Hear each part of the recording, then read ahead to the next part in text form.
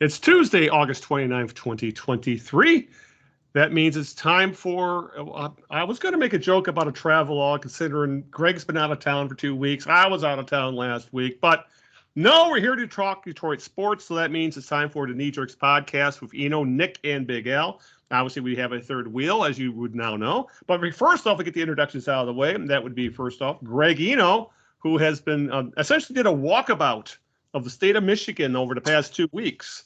In his brand new RV, and has all kinds of fun stories and hijinks and excitement from his travels around the state. The Happy Wanderer, as I was calling him on the last podcast. The accidental tourist. Yeah, that was me.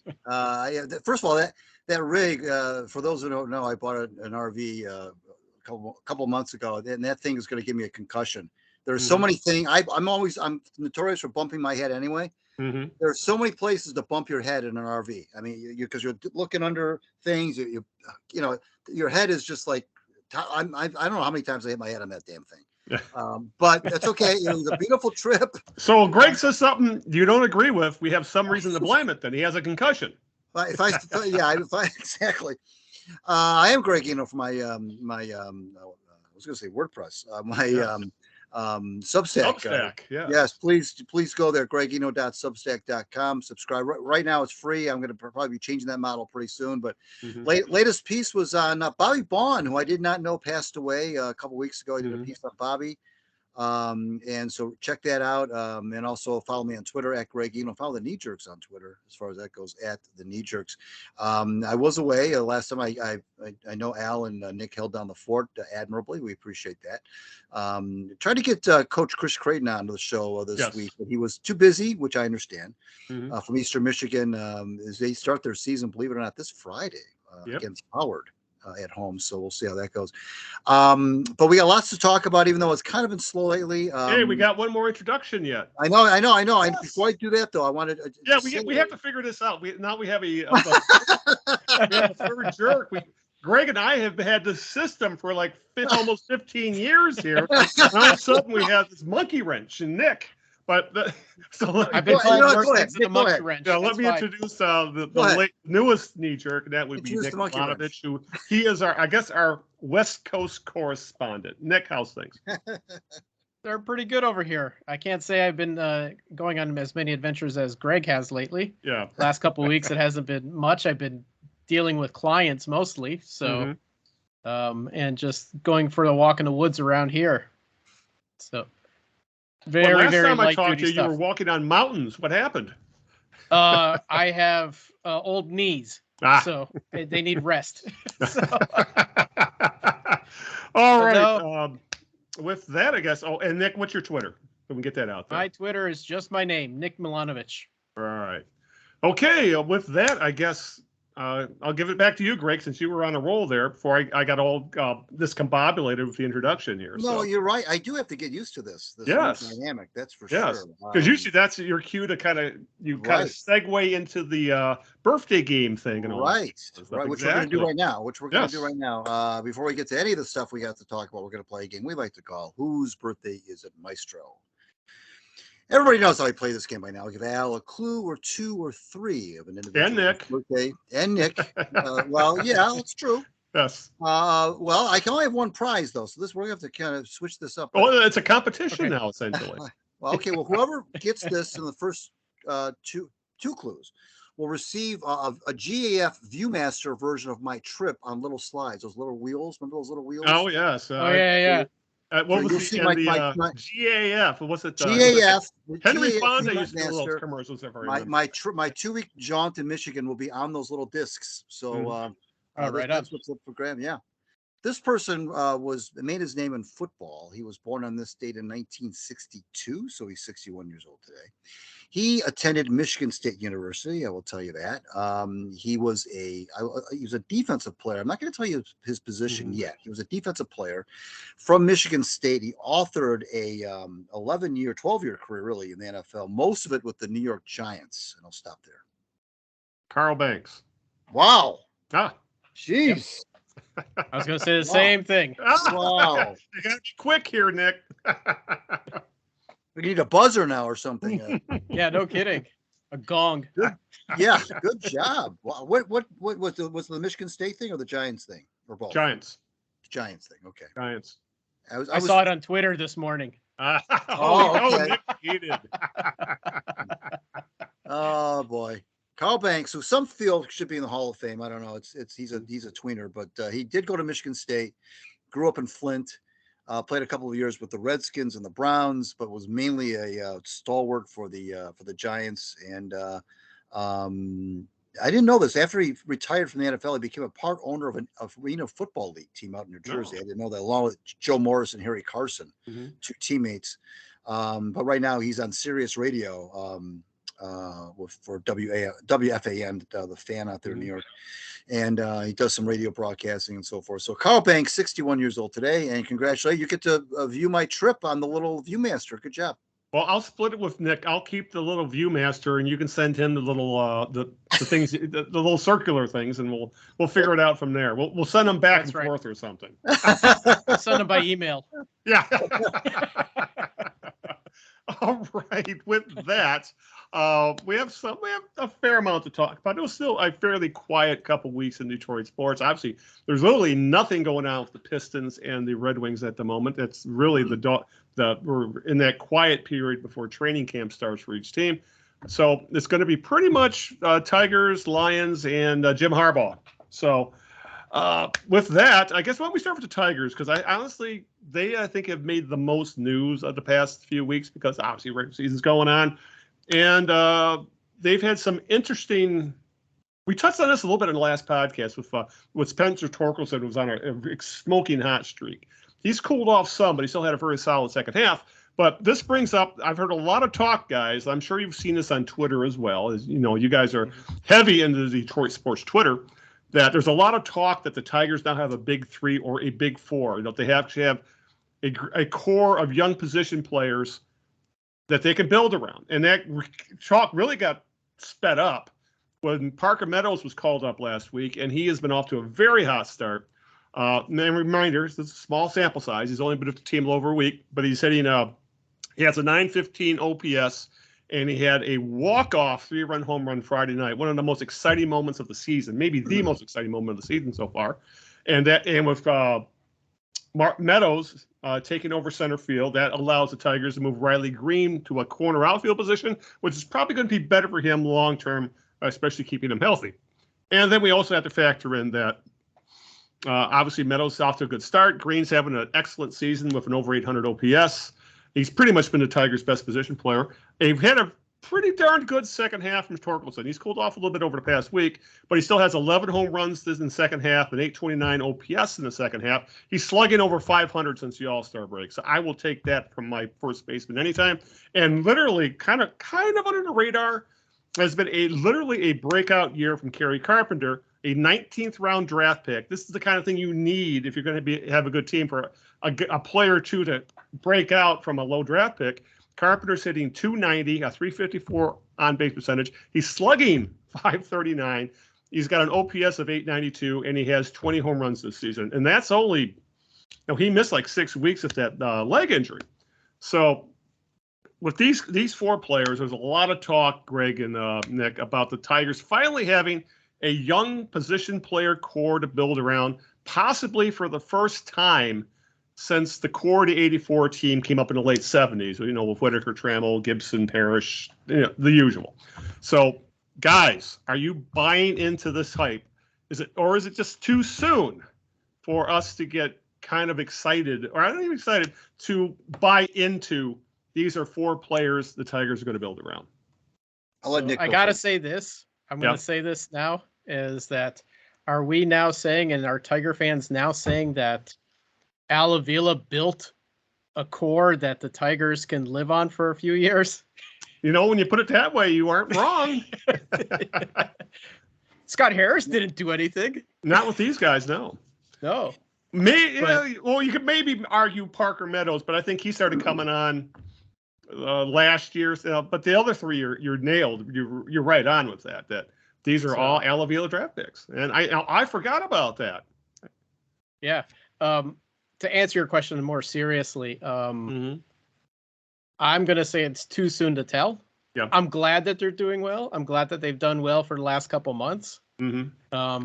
I hope that it continues on to next season and it's not just this, because baseball players can go hot and cold. And I always remember Chris Shelton, like, I don't remember which year that was. Or how about Brennan Bosch, who was like it might have been him. Like, half the season.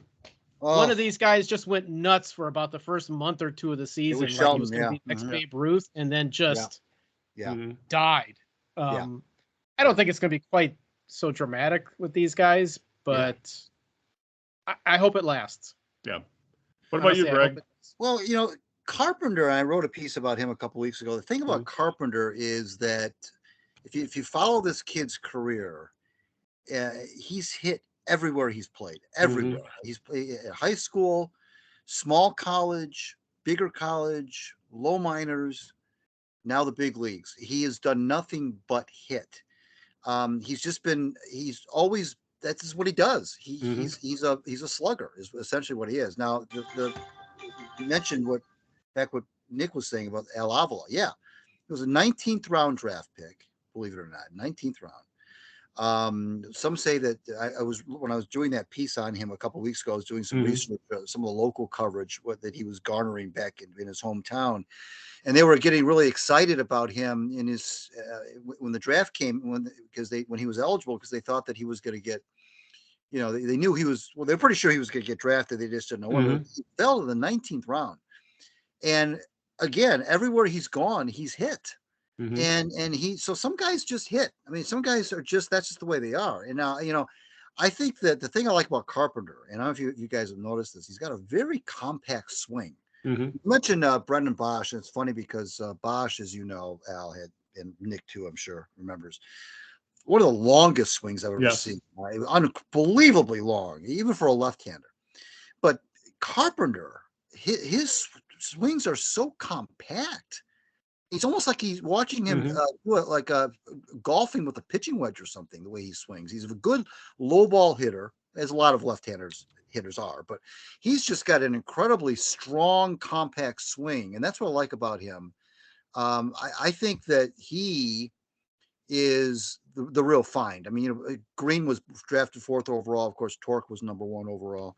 But Carpenter, that's the kind of guy those are the kind of guys that tend to have the really successful careers, those diamonds in the rough. And Nick was joking, but really you do. I mean, how couldn't you give credit to Al and his crew for finding Carpenter that late in the draft? So you got to give credit where credit's due. Obviously, it's not enough to save his job. There was way more bad stuff that happened than good, but it's true that these guys we're talking about, for the most part, were Al Avila,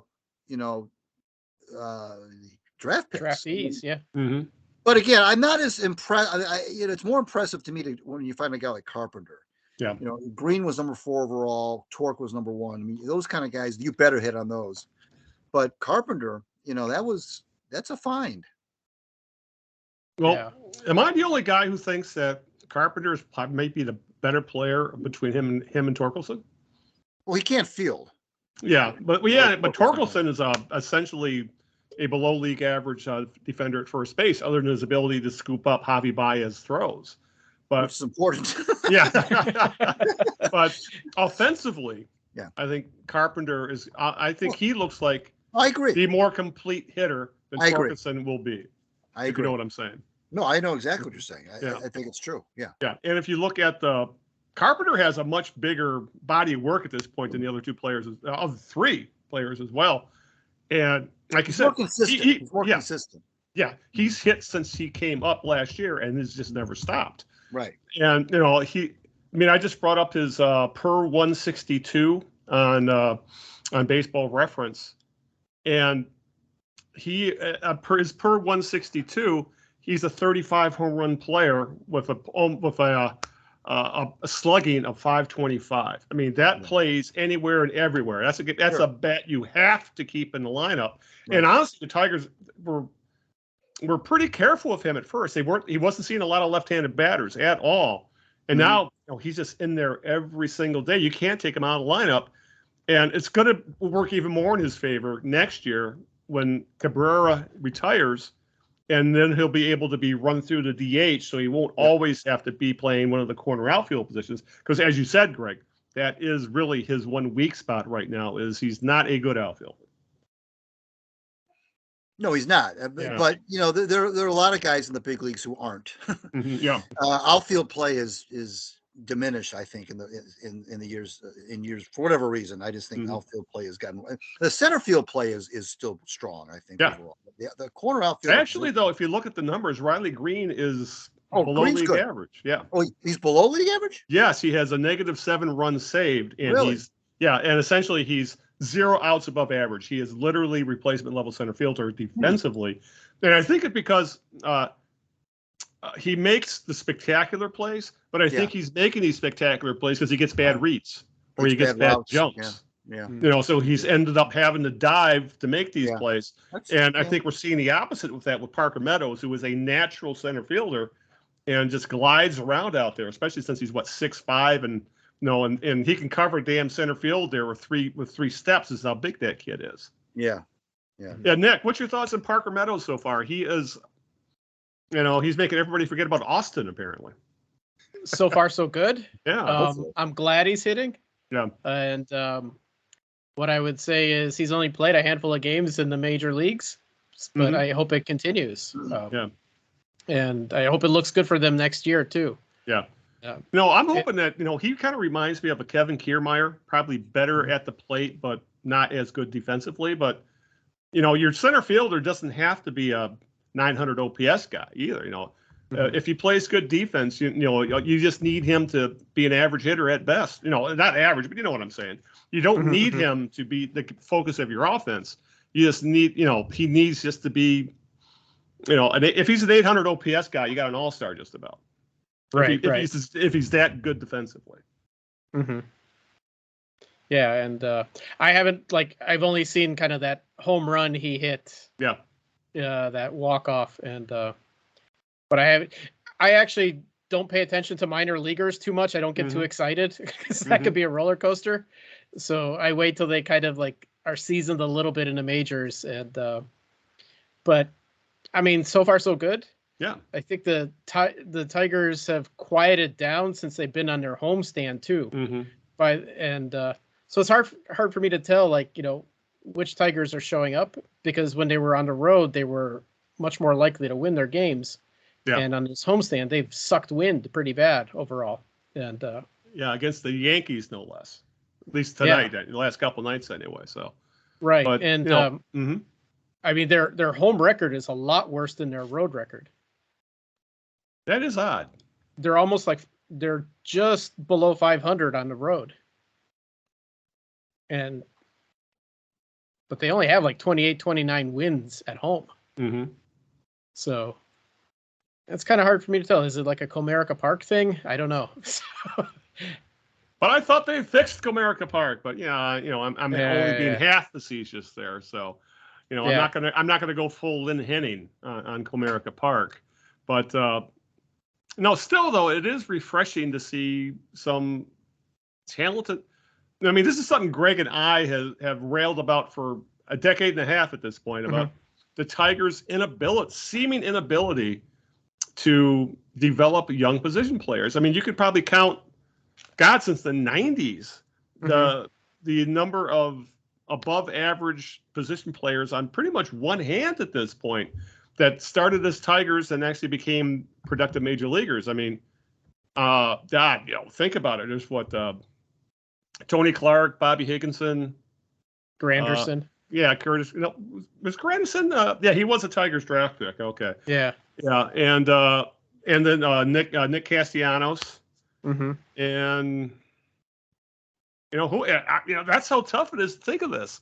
That we have a 35-year sample size, and we can think of maybe 5 guys who became legitimate big league players out of the big league position players out of the Tigers farm system. To suddenly see the possibility of 4, there's might be a couple more. I mean, Nick just mentioned minor leaguers, and there's still a lot of talk that Colt Keith is going to be the next big thing in a year or two. And what they got, Justin Parker Malloy, the guy they picked up in the Atlanta trade this past offseason, who's been pretty good at AAA. So I don't know. I guess it's just refreshing. It gives us something to talk about positive with this team, that there are, the possibility of building blocks here. And I think there's two. I'm guaranteed. I think with two, I think you're pretty guaranteed that Greene and Carpenter are legit building blocks. As hot as Torkelson's been, he still just needs to hit better for a first baseman, because that's his entire value is going to come from being a hitter.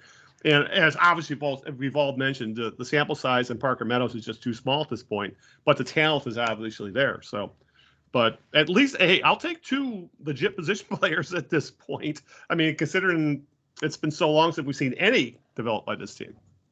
Well, I think at this point, because they're so young. I mean, the guys we're talking about, are in their second season, if not just fresh out of the minors. And I'm just hoping they improve. They continue to improve. Torkelson, he certainly improved over last year. Oh my God, he was horrible last year. He's actually become respectable this year. Right. And, it took him a second to pick it up, but he, maybe at the beginning of the year he wasn't so great, but then he's been picking it up. So that's a good sign. Yeah. Carpenter's been pretty steady and improving. Greene, I think, is better than last year also. So that's a good sign. Usually we haven't seen improvements from young players.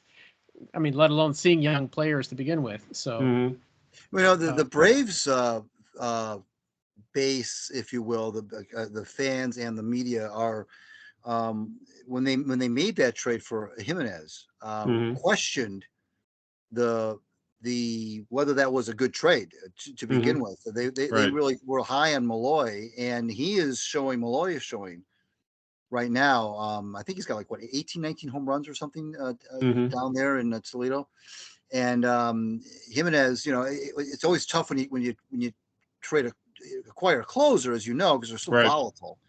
And we saw it firsthand how Jimenez was just not the most consistent pitcher. So there was in Braves world, they were a little bit not too pleased with trading Malloy, frankly, especially for a guy like Jimenez. So we'll see. I think that you mentioned Keith. I mean, that's another one that could be get the fans excited. But no, I think basically what you're saying, Al, and the reason for this particular topic is, do the Tigers have the makings now of a group of players that they can build around? Excuse me. And even though I think we all agree that it's still early, I think we could also agree, though, that this is the closest they're going to come, that they've come in a long time to having some, because let's face it, unless something drastic happens, drastic. Yeah. Torque is going to be around. Greene's going to be around. Carpenter is going to be around. These guys are going to be around. Okay. So they're going to be here. They're going to be in Detroit. Now, how well they'll do, or Meadows too. How well they'll do, we don't know, but we know they'll be here. I get the feeling that these guys are just going to be here for a while. So I think that this is the closest they've come to having multiple players like that you can say, these guys are going to be with the team for the next, obviously under team control for a lot of many years. Yeah. Won't even sniff free agency for God knows how long. So these guys are going to be here. I don't see Scott Harris trading any of them unless I don't know what they would have to get back to even consider trading these guys. I really don't, because now they've got big league experience. Now they are big leaguers. No, they're no longer prospects.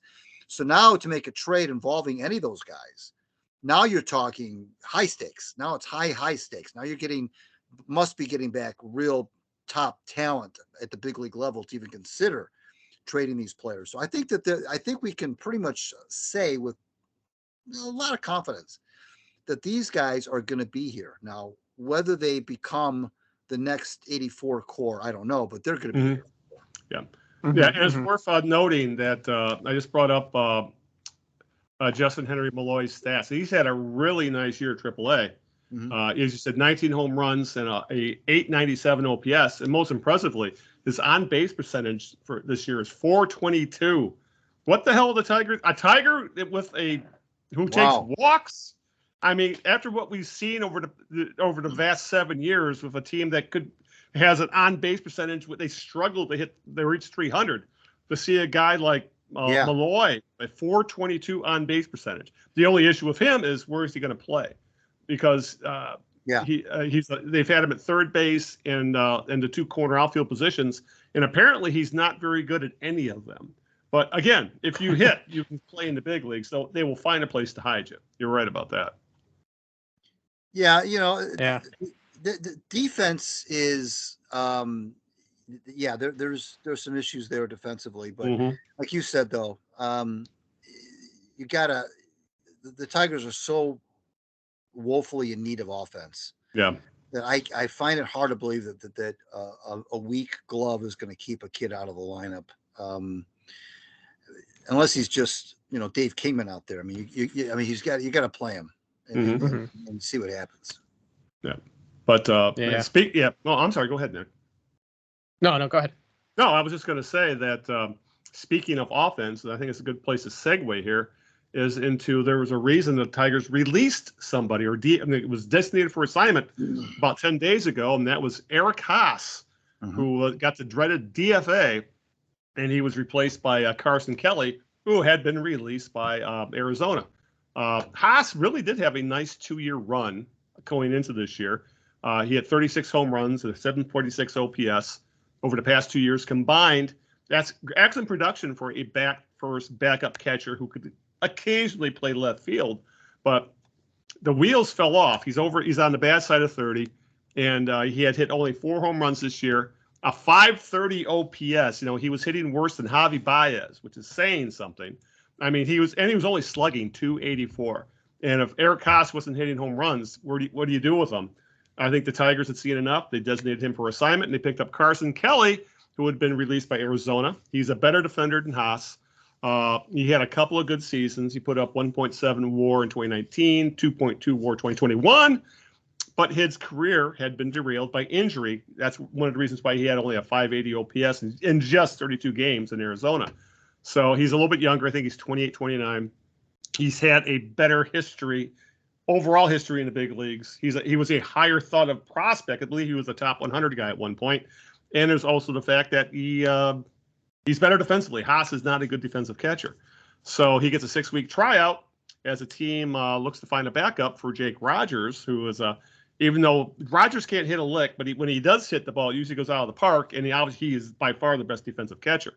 But I think this also shows, guys, that they're looking at Carson Kelly, and there's a lot of talk he's in for next year more than likely. It implies that the Tigers don't think that top catching prospect Dylan Dinkler is close to being ready, and Donnie Sands, who they got part of that Soto trade, he's essentially a 4A player. They don't think enough of him to even think about him being a backup. So, any thoughts on the Eric Haase era, as nice as it was, and short as it was? I am kind of bummed that he's no longer on a team. I liked having him on a team. Yeah. I think, if I remember correctly, the previous 2 years, he kind of started slow and then came on later on and got hot and stayed hot for the rest of the season. This year, it's just like, I don't think he's seeing as much. I don't know if he was seeing as much playing time, and so never got a chance to pick up his offense.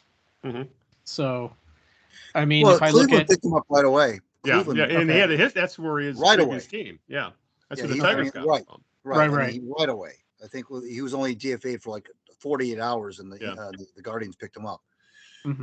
So good for him. I mean, Haase was what he was. I think what hurt Haase was that and AJ Hinch said it. He said, "Look, I love Eric Haase, but he just did not produce against lefties." And that's what we thought he was going to do. He was going to beat up on left-handed pitching, and he didn't do it. And like you said, Al, defensively he was a liability. Although the pitchers seemed to like to throw to him. I mean, they felt that he called a good game, but that's only part of it, of course. Right. So, he was kind of a fun story because he was local and so forth. But this is what happens though when you are so bad for so long, you start to have these kinds of emotions about players that really if you're not producing, I know that some of these players are just, you got to move on. Yeah, it gives me You got to Nico put the emotions Goodrum. out of it, and the Haase is the kind of guy that, it was fun, but that's what happens when you're a bad team is you latch on to players who really aren't all that good, but they have a little bit of, show a little bit of promise. And in Haase's case, he was local ties, but bottom line is he wasn't very good, and you got to move on. And I feel good for him because like I say, Cleveland picked him up right away. So he's back in the big leagues. So, good for him. Yeah. And, it gives me, fans treated him being released like, as Nick said, nice guy, good clubhouse guy. But yeah, it's the same as how people were upset that Nico Goodrum had been released or Harold Castro. I mean, good guys and probably outproduced what you probably thought you were going to get from them. But these are all league average guys on a good day, and right. So, on a good team, Eric Haase is sitting in AAA as the catcher you bring up when someone gets hurt.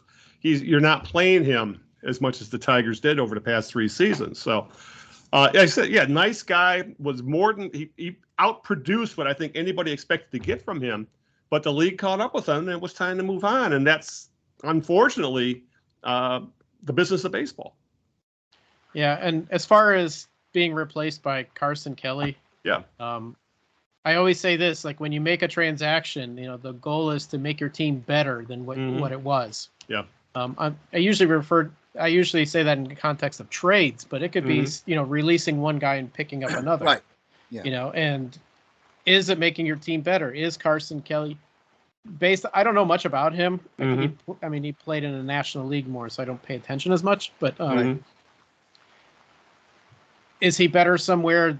Are they going to get something out of him a little more or a better version than they would get out of Eric Haase? If yes, then it was worth the move. Yeah.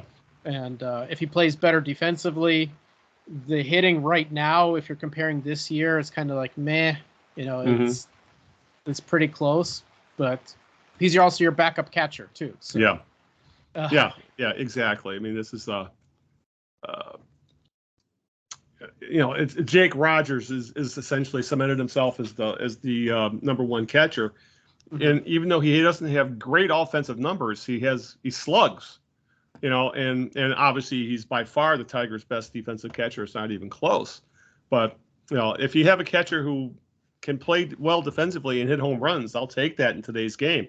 It's just funny how guys that, how I remember when we were young, shortstops were the all field no hit guys. Now it seems like you need a heavy hitting shortstop, right? And catchers have become the good field no hit guy. For sure. Well, Rogers, you mentioned Rogers slugging, half of his hits are extra base hits. He's got 53 hits, 11 are doubles and 15 are home runs. And so that's where it keeps the overall, even though he's only hitting 203 batting average, that's why his OPS is almost 700, because he's able to, even with a low OBP, his slugging is well over 400.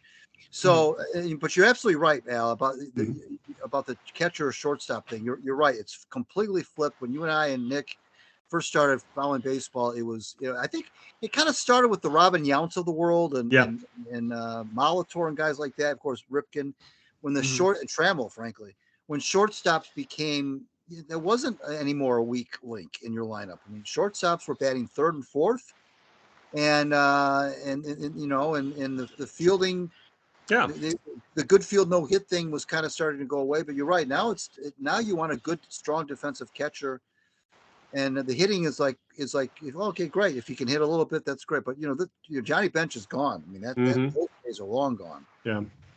So I can't even, frankly, to be honest with you, I can't even remember the last real big hitting catcher in the big leagues. I mean, a guy who was like considered MVP caliber. Maybe Yadier Molina in his good years, but other than that, I mean, when was there a really great offensive catcher in the big leagues? Yeah, and I think it just becomes to if they're that good offensively, you don't want to use them as a catcher because it beats them up and shortens their career. Right. And they end up playing, so you move them to first base or third base. Like, Johnny Bench finished his career as third baseman for the most part. Mm-hmm. So, yeah, I think that's, it is weird. It's funny that, would Ed Brinkman and Mark Belanger even play in the big leagues today? Probably not. Right. No. Or they would be the 26th guy on the roster rather than an everyday player. Yeah, or maybe a defensive replacement in the end of late in the game or something like that. Yeah, and the fact probably is they would probably be a utility guy. They would be guys you could use all over the right, field. but those guys you mentioned, Belanger and Brinkman, and there's others, of course, Dal Maxwell and guys like that. Yeah, they're getting 500-600 at bats. Yes, and hitting, and hitting 200 for 250 on base percentage. Yeah, it was crazy how it was back then. Right, they're always hitting ninth, right? Yes, always hitting years. Yeah. Right.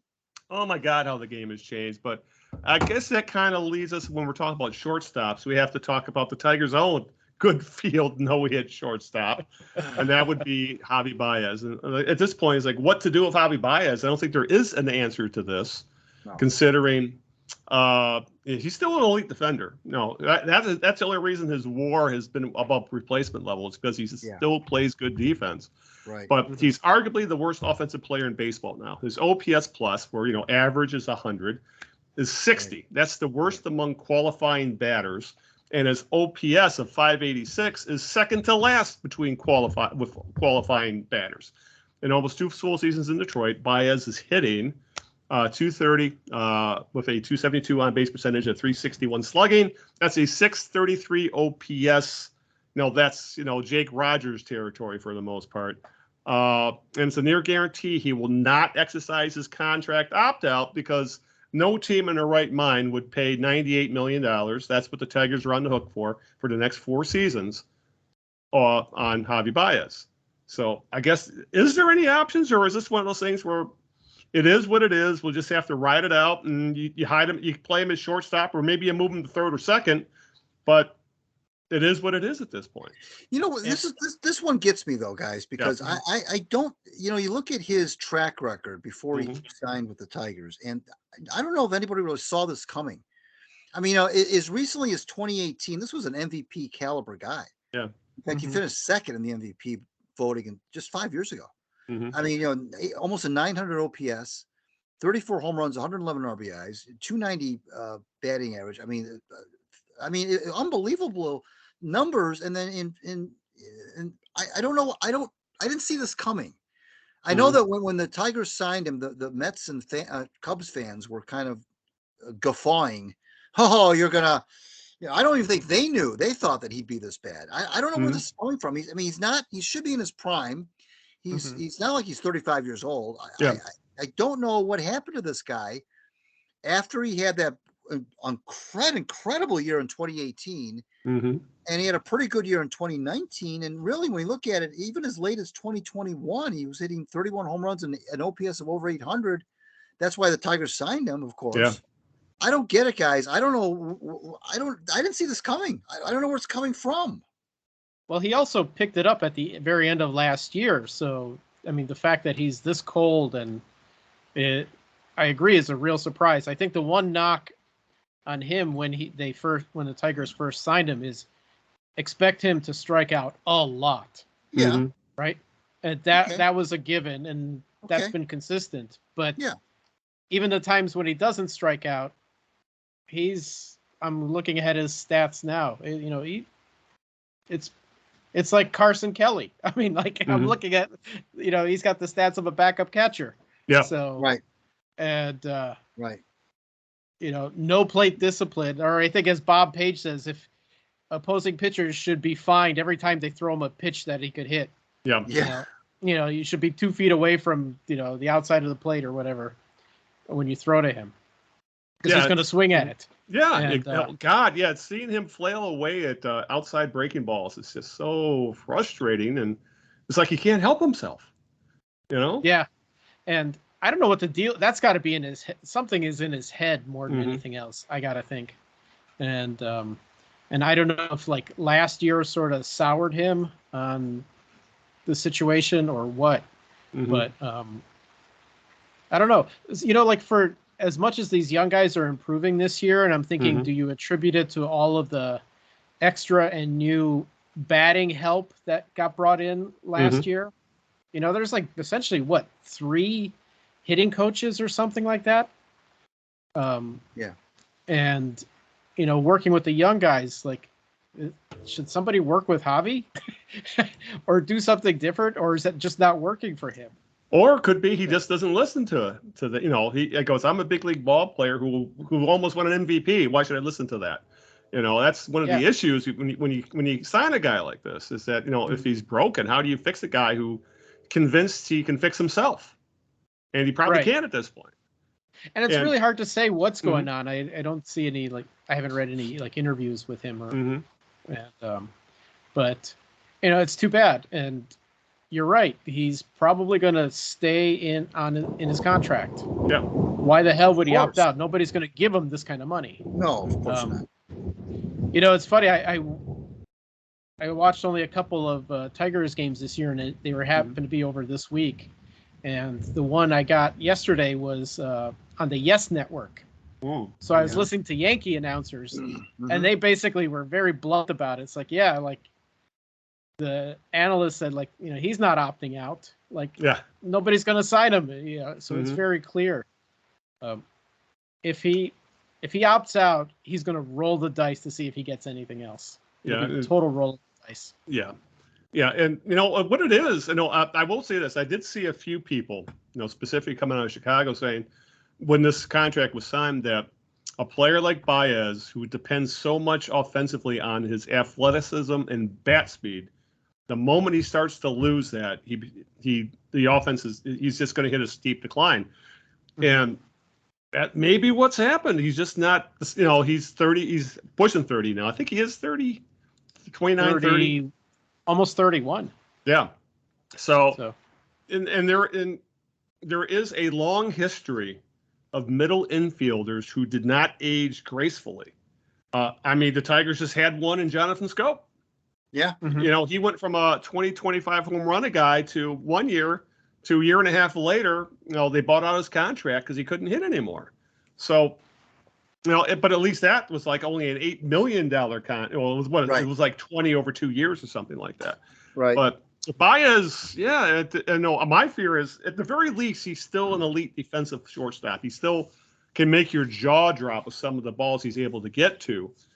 But, you know, if you're stuck with Baez, that means you're going to have to get production out of a different offensive position you may not normally. So they're going to need whoever the third baseman is going to be to step up, or a catcher to step up, or somebody to actually make up for the offense they're losing in Baez. And, you know, it's, I can see where, you know, I was all for the signing. The Tigers needed they needed a shortstop desperately. Yeah. He was the best one available honestly at the most reasonable contract of the 5 who were available that offseason. And I guess there was a reason why he was number 5. Because we're seeing it right now. That maybe there were people in baseball who saw this coming and the Tigers didn't, or the Tigers were gambling. They rolled the dice, hoping they could get a few years out of him before the decline hit. Apparently, the decline hit before anybody. I don't necessarily buy the notion that some people saw this coming. I don't. You'd have to have a crystal ball to look at a guy like that and say, oh, well, he's going to go in the tank. I don't know why you would think that. He was 28 or 29 or whatever when the Tigers signed him. And it was coming off a decent year with the Mets. It was a split year between the Mets and the Cubs. And, you know, he had 31 homers and OPS over 800. I don't know how anybody could say, well, you know, he's Correa, by the way, speaking of shortstops. Yeah. He's not having a good year with the Twins, by the way. Even though the Twins are in first place, they're not happy with him. So he's not exactly, there were some folks who wanted Correa over Baez, of course. But Correa's not doing much either. I mean, he's not really, and his numbers are bad. And the only reason that's playing in Minnesota is because they're in first place. Because they don't apparently need him as much as the other theory too was that the Baez, they said, never really had to be the number one guy. maybe he put too much pressure on himself. But at that, I don't know how long that lasts. I don't know how long you can ride that excuse. Well, he's just trying too hard. He's trying to be the guy, and he's trying to. I don't know how. Maybe initially when you first join a new team, you can go with that. But we're almost 2 full years into this now, and I don't know that's necessarily a valid excuse at this juncture. Your point about scope is a good one. But again, I don't know anyone could. And Scope had a good. I was all for the extension on Scope. I mean, again, who wouldn't? I mean, you can't have a crystal ball and foresee that everybody's going to go in the tank. And Baez, obviously a big league glove for sure. The Tigers are stuck with him. There's really there's no real mystery here. What's going to happen? He's going to be on the roster next year. I would be shocked if he was cut and the Tigers ate all that money. That's not going to happen. He's going to be in the roster. He's still got a big league glove. He's got enough, background in his resume that makes you just cling to it. Just cling to the hope that he can, come back and be half the player he was in his glory days. That's really what's kind of keeping you. It's like hope is a strategy at this juncture. Well, you also have, they could actually let him go and just eat the salary too. Yeah. But that would only make sense if they have somebody good enough to replace him that can hit a little bit better. Maybe they lose a little bit in his ability to field, but is a better offensive player, because one of the things the Tigers really still desperately need is offense. Some days they'll get like 7 runs in a game. But there's a lot of games where their hitting is just cold. So as we're seeing right now over this stretch as this home game stretch, they're losing 2-0 tonight. So they're getting shut out again at the moment. So, and I just looked up Correa. I remember when the Tigers were courting him too, and I mean he's got better numbers than Baez offensively, but he's not setting the league on fire either, though. Yeah, I mean his OPS is 707, which is below his. Even his average. So it's and any talk of buying him out Nick, first off, as Nick says, why buy him out if you don't have anybody better? It's obvious they don't, and there's no point at right now because it wouldn't make any difference of anything. I can see it happening if they're contenders 2 or 3 years down the line, and there's only a year left or in the final year of his contract. Then they might do something, but it makes no financial or business sense or any kind of sense really, or even baseball sense at this point to do anything with Javi Baez other than hope he figures it out or hope your coaching can help him figure it out or something, because it's a sunk cost at this point. So you might as well see if you can fix him before moving on from him. Right. Or he may just end up being like the old school shortstops we're talking about that are just only they only bring a glove to the game. So and they bat ninth. Oh, as long as he hits better than Don Wirt, I guess we might be onto something here. So, but it's again the Javi Baez problem is there's nothing to do with the problem. It is what it is, and you're gonna have to ride it out. That's and he's not gonna get bought out no matter how. That's what fans say. It's not, at least not in the next 2 or 3 years. So, whatever it is, what it is. So I'm sorry. Go ahead. Even from the Tiger standpoint, it doesn't make sense to buy him out. Exactly. We're not looking at a Josh Smith Pistons situation. Oh God, don't even go there. Oh my God, they bought him out, and he was on their cap for 6 years or something like that. Up until maybe 2 years ago. Exactly. Oh my God, Josh Smith. Oh, now I'm gonna have nightmares tonight. Thanks, Nick.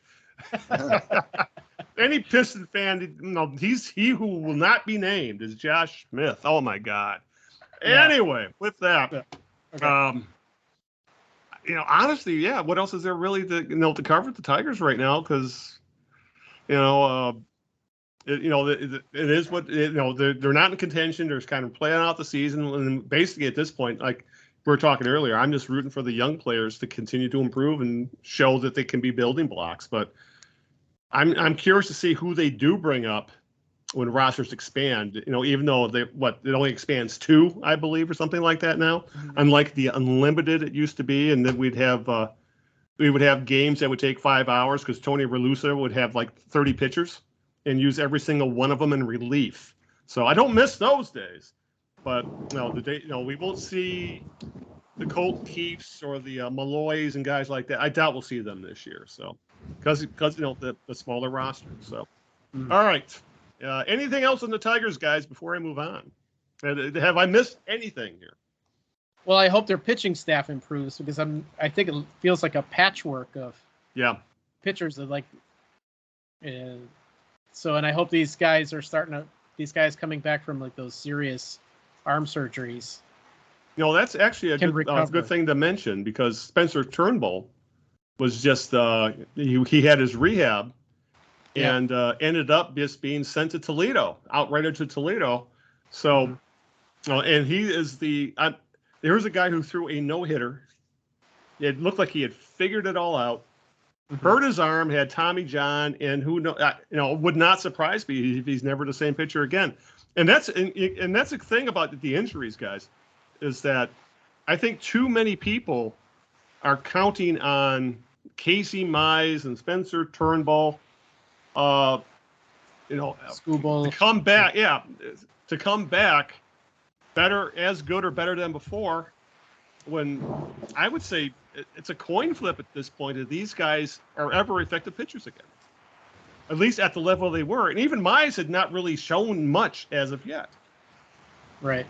Well, and Scooble has had, I think the reason Al Avila picked him up, as low as he did, I think in 9th round draft, because he had Tommy John, because he had like really bad arm problems. Exactly. Yeah. And then Tommy John, and then I think at the end of last year, had another serious arm problem too. Yeah.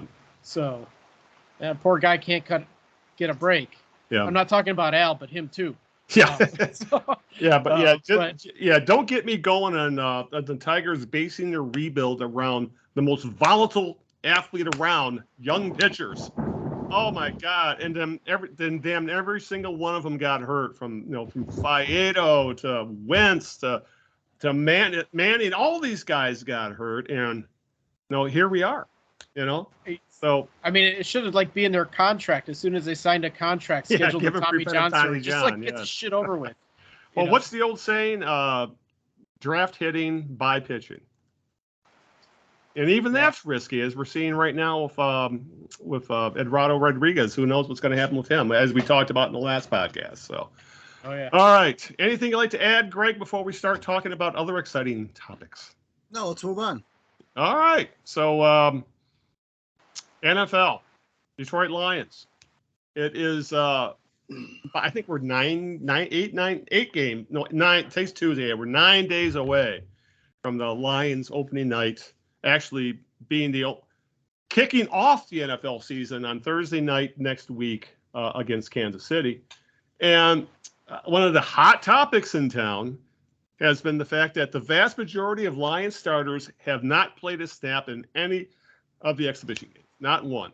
So the question is, are the Lions doing the right thing? Is this Dan Campbell being unorthodox being the right move? Because Jared Goff, the Sun God, St. Brown, Hutchinson, the entire starting offensive line, most of the defense, none of them saw a single snap during the 3-game exhibition season. Dan Campbell is of the belief that those controlled full contact joint practices they had with the Giants and Jaguars is more than enough to protect and prepare his starting unit for the season. Then again, on the flip side, guys, you have big-time coaches like Andy Reid and Mike Tomlin who are in favor of their starters getting in-game exhibition season snaps. As Tomlin was quoted, "I just think it's difficult to box without sparring." But it's also worth noting that those two teams did not have any kind of joint practices like the Lions did with the Giants and Jags. And also worth noting is in the final expedition game, the Lions lost their third-string quarterback, Nate Sudfeld, to a season-ending ACL knee injury. Yeah. And all you think of, when I see these, Greg, I flash back to I don't know if Nick remembers this. I know Greg does. Remember when the Lions lost their entire quarterback room, I think in one exhibition game? I think it was they lost Danielson. Lost Danielson for sure. And I think it was Joe Reed as well. Joe Reed went down shortly thereafter. Then they had to go with a and rookie. That's how they ended up with Jeff Tomlin the whole year. Exactly. Yeah. And this is back when they had 6 exhibition games. Right. You believe that now? We're thinking of that? 6 exhibition games. Yes. Wow. What year was that? 79.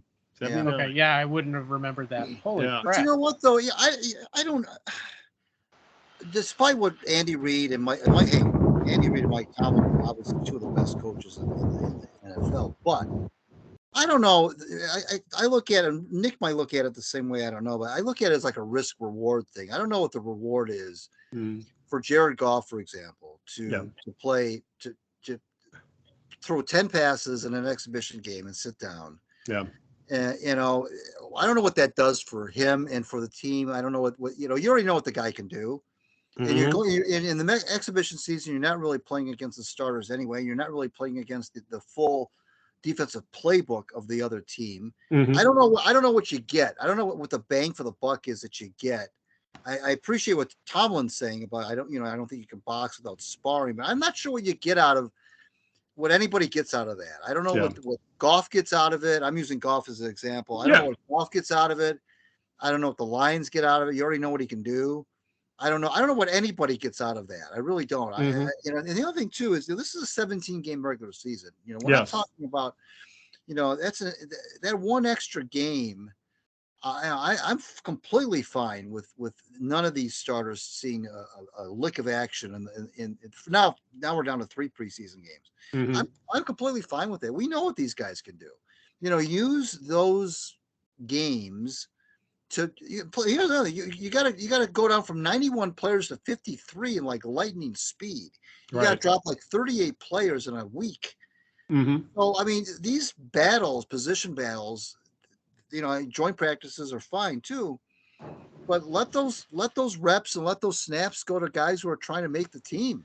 I mean, I would rather see Adrian Martinez, who they ended up cutting, by the way. Yeah. See what he can do.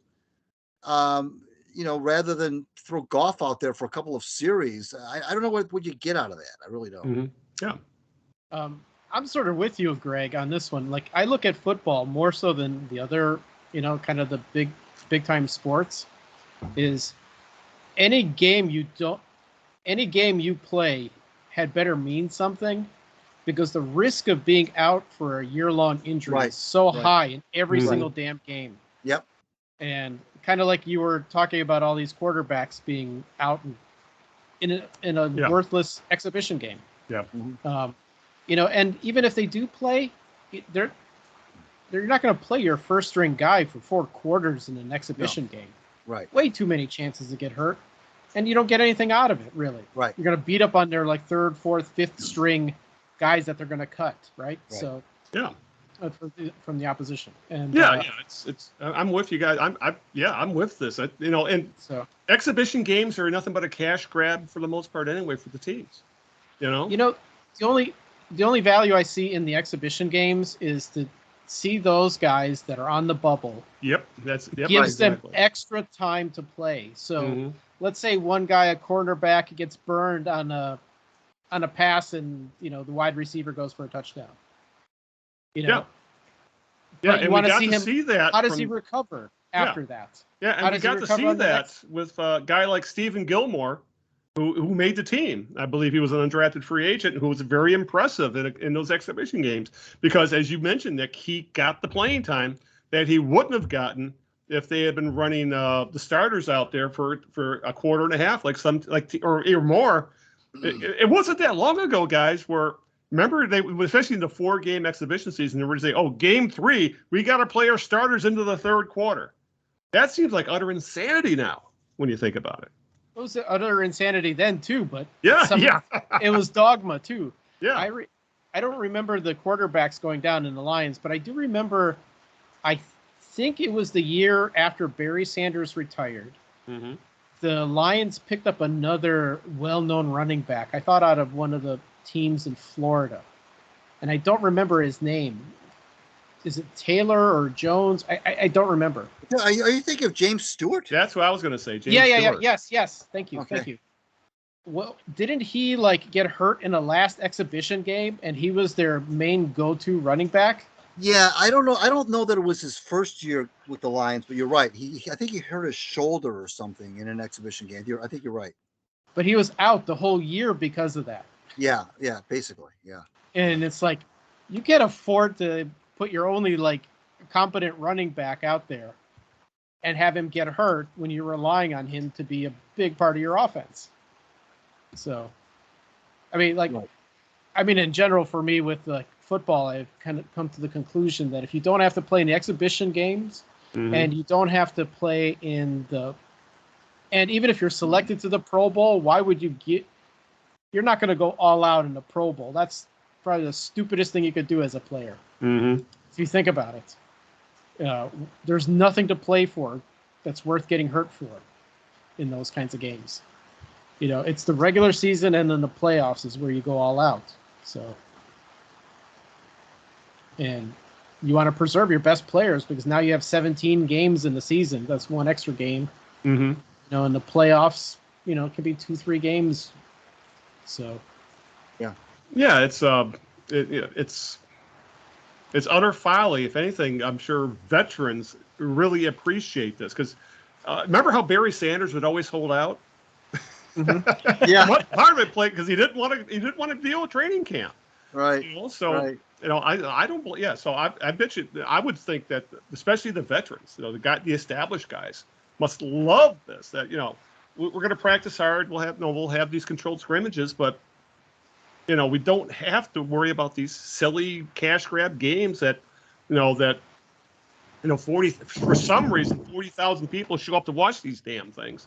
To watch, as we said, anywhere from third stringers to fifth stringers, get some playing time in. So yeah, I have no issues with this, even though, of course, here in local Detroit sports talk radio, it's a thing that there's arguments about this. But yeah, it's nothing but it's BS.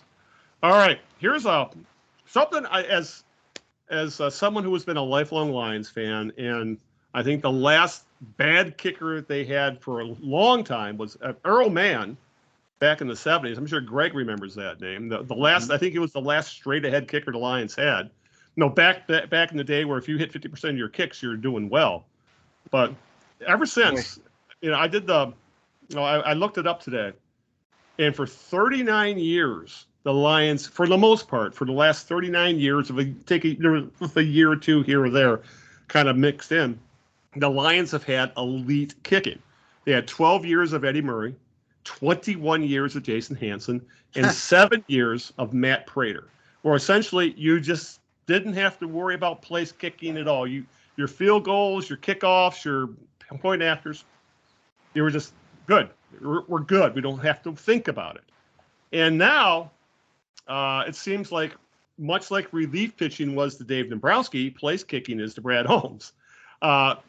This is something I believe this turned up on. I think it was the Freep today.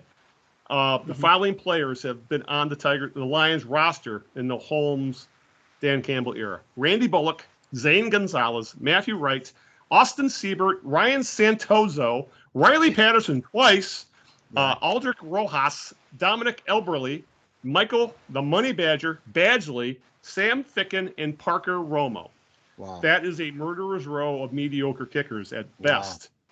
And here we are. Supposedly that Riley Patterson did make the team. This is someone they released, I think a year ago. Then they traded a conditional 7th round pick to get him back. Yet the word today from The Athletic, they were reporting that the Lions guys are one of 5 teams actively looking to trade for a kicker. And, so they have Patterson, who they traded to keep, but unfortunately, the guy has, I guess, for lack of a better word, a weenie leg, in that in an era where you need guys to be able to hit 50-yard field goals, Patterson just doesn't have that kind of leg.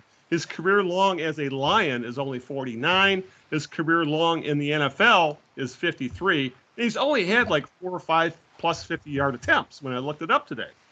So, and in the last exhibition game, he missed the PAT and he came up short on a 53-yarder. So, we're a fan base who's been spoiled by elite kicking. So this is uncharted territory for us. So I guess the issue is, can the Lions pick a guy up off the street to fix their kicking game? I have a feeling this is something that could come back to bite them in the ass big time sometime through this season. It's already bitten them in the ass the last couple of years too. Mm-hmm. So it's not.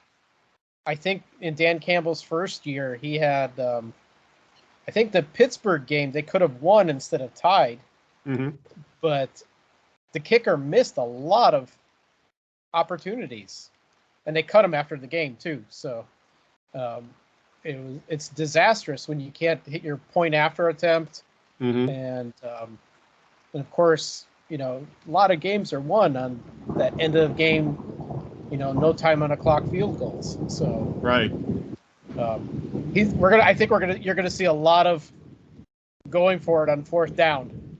Let's put it that way. Oh yeah, for sure. Which is Dan Campbell's MO anyway. But yeah, you can't go through a 17-game season without there being instances where you're going to need your kicker. I mean, because you can't go for it on fourth down all the time, number one. Number two, the games in the NFL on any given week are always so close. It's fascinating to me how many games in the NFL are one score games.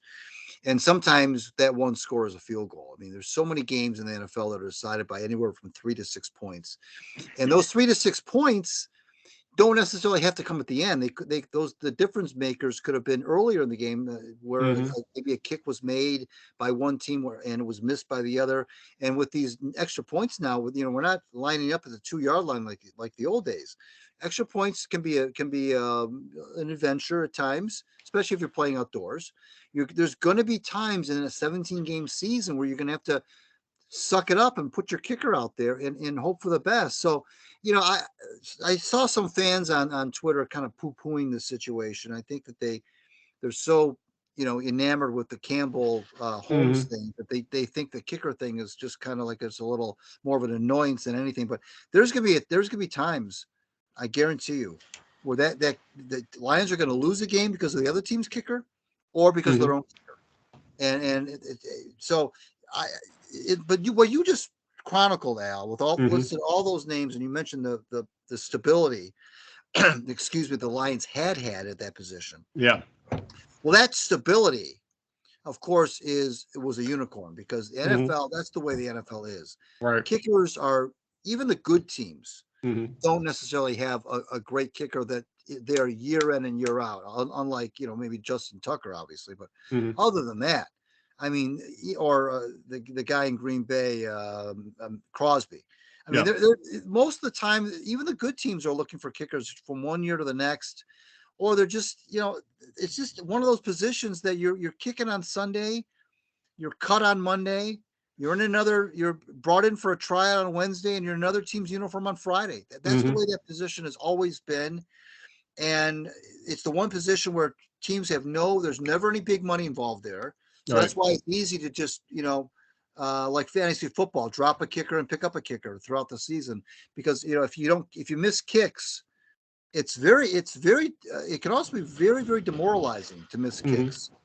Those missed kicks in an NFL game can really demoralize a team, not just the kicker himself, but the team can be demoralized when a guy gets in there and misses a 38-yarder. I mean, pulls it to the left or shanks it or something. That is really not a good situation. So I'm not sure what they're going to do, but I think this is more of a red flag than people are thinking it is. Yeah. I agree with you. I mean, like you miss a 38-yarder somewhere in the second or third quarter. Right. Then all of a sudden your offense feels more pressure because they have to score a touchdown. Right. You're not going to score any other way. Right. And and it's ironic that the kickers should not be paid very much.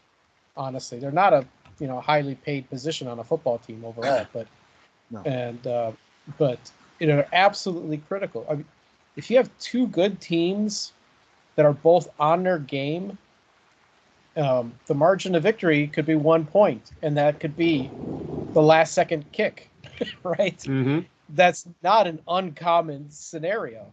Yeah. Right. So, and that could be the margin between going on in the playoffs, which happens all the time, or, going home and playing golf and watching the other team play. Yep. Continue. Yeah, and you mentioned the money. That's a big deal. That's why Matt Prater's no longer a Lion. They did not want to give him a raise. And that was the previous regime, for what it's worth. Right. No, that was before Brad Holmes. But yeah, Greg makes a great point about even good teams move on from kickers. And we're seeing it right now in San Francisco. Because I know I've heard people, well, why don't the Lions look up Robbie Gould? Right. Who he was 27-32 last year with the Niners. But the Niners moved on from him because they didn't think he had a strong enough leg. Plus, he's 40 years old now, but he's still a very good kicker. But today's game has evolved. It's great that a guy's accurate from inside 40, but you need, in today's game, which is why a guy like Robbie Gould doesn't have a job right now, is in today's game, you need a kicker who, if you get to the 53, 55, 56 yards, you need a guy who can put points on the board. I do remember when Prater was at the Lions, and you just felt as if the Lions could at least get him to within the 55 yards, right, they were going to score because Prater had the leg to do it, and he was crazy accurate from that distance, which is, again, we were spoiled that because a lot of kickers just aren't that accurate because they have to really wind up and let loose to get the ball that far. But with Prater, he was a weapon at the end of games and the end of halves because you didn't need to drive down the 20-yard line to get in field goal range. You could drive down to the 40 and have a chance. So, I'm with both you guys in that this could really, this might be an ongoing issue with the Lions, and if this ends up costing them a couple of games, which is entirely possible, because I am not sold on Patterson as their everyday kicker. So, and if the rumor's true, if the Lions are actually actively seeking a trade, they're not sold on him either. So, yeah, this is something this is going to be, and I have a feeling this is going to be ongoing drama, guys. This is going to be a hot button topic for much of the year until they're able to solve this, if they can, is the Lions kicking game, because it just screams mediocre at best. I mean, I'll add too, you're talking about 5 teams looking for kickers. Yeah. Or to improve kicking. Mm-hmm. There were 2 trades for kickers that I saw announced today. Yeah, exactly. That the Browns just traded for a kicker, and then same with the Titans. Yeah. So, yeah. Well, I see people. I see people. Well, why don't they just trade for Matt Prater? Because it looks like the Cardinals are going to tank. God, I like the idea, but I have a feeling that ship has sailed at this point when it comes to Prater, and they could get lucky and find a guy off the street that could solidify it. But what are the odds? I mean, we look what the Lions' backup quarterback position was for so long. They kept picking the guys up off the street, and they all sucked. And so they finally fixed it by signing a legitimate backup in Teddy Bridgewater. It only took them how many years to figure that out? Yeah. So forever. I am not sold on the kicking game, and I'm not sold on trolling the waiver wire to find their next kicker, because there's a reason why these guys are on the waiver wire, or there's a reason why these guys are available for trade. They're just not, they're not elite. They're not good. Right? I wouldn't say not good. They are not the sort of you need if you're a playoff team. We've discussed this. A team that has plans on making noise in the playoffs needs elite special teams. They need to score. They need to score. They'd be able to need to score from distance, and the Lions don't have that. Well, the other thing too, and again, going back to the old days, Al, when you and I first started following football, missed field goals came out to the 20-yard line. Yeah, it didn't matter where you kicked, and so you could carry a kicker that was like maybe 8 for 20 or 10 for 20. That wasn't because the kicks he missed. Okay, he missed it, but the other team gets the ball at the 20-yard line. Right now, of course, as everybody knows, the ball comes out to where the point of the kick, spot of the kick. Mm-hmm. So if you're going to send a guy out there to kick, let's say a 50-yard field goal, for example, he misses it. Now the other team's got the ball at the 40, and so it becomes a field position game as well. So it's and it works both ways. I remember the lines were like you said about Prater. Just get him in the range. Matt Stafford would work his magic and get the team to like the other team's 35, 37-yard line. Yeah. They'd run Prater out there with time winding down at the end of the first half, for example. And he'd blast a 55-yarder going into halftime. And those kinds of things, those are big. I mean, those are big points to get. Where some teams may write that off and say, well, it's 20 seconds left, we're just going to halftime. No, the Lions Stafford would somehow get them into field goal range. They call a timeout. Prater would come in and they get 3 points before halftime. And those 3 points could mean the difference, obviously winning or losing later on. But it's certainly fallen off from that. Goal has been mentioned. I don't know if they're going to do that or not, but I know they're having kicking problems in Dallas too. The Cowboy fans are up in arms over that kicking situation. They want goal too, and they're in Dallas. So I don't know. Yeah, it's just like quarterback. There's not enough starting quarterbacks for the NFL. There's not enough kickers for the NFL at this point. Amazingly enough. So, but yeah, no, I just brought up Earl Mann just for giggles. Yeah. And his career, he was a career. I thought, he's better than he thought I was. He was a career 65.9% kicker in his 8 years of the Detroit Lions. So, but yeah, he was 6 of 18 from 50 plus. So he would fit right in with with Riley Patterson. Oh my God! But yeah, that's. We're showing our age here, guys. When we were able to mention, we remember the era. At least Greg and I remember the era of the straight ahead kicker. So now we have our baseball team has a throwback shortstop. Yeah, and the football team has a throwback kicker for the 70s, right? Oh my God, that is kind of. You have to be this old to even know this, right? Yeah. Just old school, right? Oh my God. See, that's what we brought you on the show, Nick. You catch these little things like that. So. Oh boy, but yeah, it's. Well, let me ask you this, Greg, before we wrap up the Lions talk. I'll ask both of you. Now that the preseason is over, we're 9 days away from kickoff. Well, what's the Lions' record this year? What do you think? Oh boy. Oh gosh. They should win. They should at least match last year's win total of 9. Yeah. They should.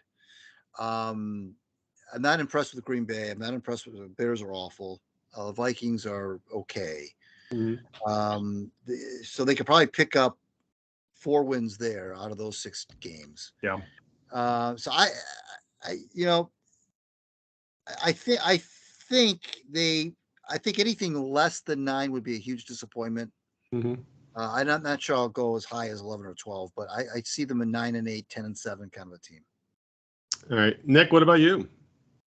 I'm kind of leaning towards what Greg said.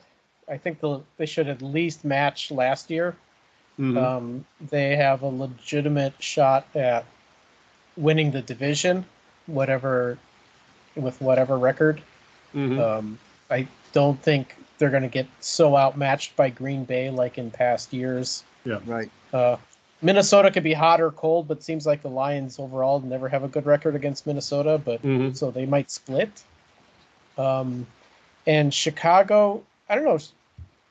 Detroit struggled in one game against Chicago. They barely beat them. Yeah. It was just kind of this off, the defense just kind of like disappeared and both teams were scoring. But, and then in the second game, I think it was much more dominated by Detroit. So, 9-10 wins is my just wild guess. I got to look back at what the schedule is too. So, Yeah. I'm. My heart says 11 wins. My head says 9. So I guess that means 10. I'll just meet in the middle. I kind of like you guys. Yeah, but I agree with Greg. I think I'm not sold on Jordan Love as the Packers starting quarterback. I mean, the luck is bound to run out with that franchise of having Hall of Fame quarterbacks for the last 40 years, essentially. So they're bound to run out, for one of these guys that they put under center to stink, or at the very least, be the next Lynn Dickey or something instead. But how's that for a 70s reference? Lynn Dickey. There you go. Yeah, but even I remember him. And obviously the Bears, I think, are still in this. They're still trying to figure out their rebuild, and the Vikings. I think that team is. If there is one team that's going to really regress, it's the Vikings, because they got so backwards lucky last year. With what they won, like I think they had double-digit one score victories, and some of those victories were literal flukes, like the one their win against Buffalo last year, where Buffalo fumbled on the half foot line, for example. Right. So right. Yeah. So the Lions should be the elite of this division. They should have a home playoff game. I think right now I would say the bare minimum I want to see from this team this year is a home playoff game, and that means winning the division for the first time, Greg, since we were young men. Yes. We were in our 30s. Yep. When the Lions last won a division. Yep. Maybe even younger than that. That's how long it's been. I think the last time they won a division was 93, something like that. Yeah. So 30 years. Yeah, I would maybe 31 years old. I didn't have any gray hair at all yet. Mm-hmm. So yeah, home playoff game. That's what I want to see. I want to see a playoff win. I could care if that means they win 9 games. That means they win 12 games. I want to see a home playoff game. Right. And which is something we haven't seen since 1991. So. Oh my God, I can't believe it. We're talking generations of Lions fans who have never seen a playoff game at home or a playoff win. So, right. Oh my God. So anyway. I mean, 1 in 60 years is not a good No, track record. So. You think you would back into a playoff win over that time period? They have one. My God. And don't get Lions is our own special brand of football. Yeah, I'm sorry, Nick, that we're inflicting the Lions on you heavily this year, but I'm just saying get used to it. So, all right. As I said before, it's like I've quit smoking and now you're making me take a puff. There you go. Exactly. Oh my God. So, like I said, we'll have lots more Lions. Actually, by the next time we talk, we'll be 1 game into the season, so we'll have plenty to cover when it comes to the Lions, especially. Like I said, the 53-man roster became official tonight, but obviously that's going to be in flux because they still have to put together the practice squad, and they're going to be moving guys back and forth because some guys are on the roster because they're injured, but if they put them on IR before the rosters are final, they're out for the year. If you put them on IR after the rosters are finalized, then they only have to miss 4 games. So there's a lot of that kind of stuff going on right now. So it's really hard to talk about how the roster is going to look until probably till next week sometime. So other than that, I think it's time to talk about college football. I know Nick and I have talked quite a bit about this, Greg. You missed out on it. Talked quite a bit on the demise of the Pac-12, which looks like it's going to be completely gone by next year because right now the rumors are that Cal and Stanford are going to the ACC. And also joining them will be SMU of all teams, which would mean all that would be left standing would be Washington State and Oregon State, who will likely end up in the Mountain West, essentially being relegated to the Group of 5. But that kind of leads into all this realignment and teams leaving for major money, as we've seen with 4 teams leaving the Pac-12 to go to the Big 12, and 2 more teams, Oregon and Washington, leaving the Pac-12 to go to the Big 10. And for a lot more money. Well, this brought up Jim Harbaugh, who had his press conference because Michigan takes on East Carolina this Saturday on Peacock. Again, there's another thing about, there's the money and more money grab that the Big Ten is going to have exclusive games on streaming, specifically Peacock this year.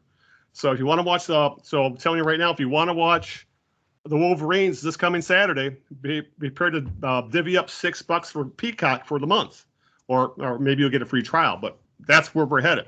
So that brought up Jim Harbaugh during his press conference, and he had a lot on his mind, guys. He's currently serving a 3-game Michigan self-imposed suspension for the infamous "it wasn't a cheeseburger," supposedly lying or being not fully truthful to the NCAA. And as Harbaugh put it, that's him missing the 3 games was like a baseball bat to the kneecaps. It's got to be killing him since he's a football lifer. But he had more on his mind than that. And that was he called the current status of college football broken and unsustainable, calling for players to share in revenue. And he took a pretty deep dive into this, where he essentially said, don't exclude the student athletes from the profits. In my opinion, you can't say you're about diversity, equity, and inclusion if you aren't willing to include student athletes in the revenue sharing.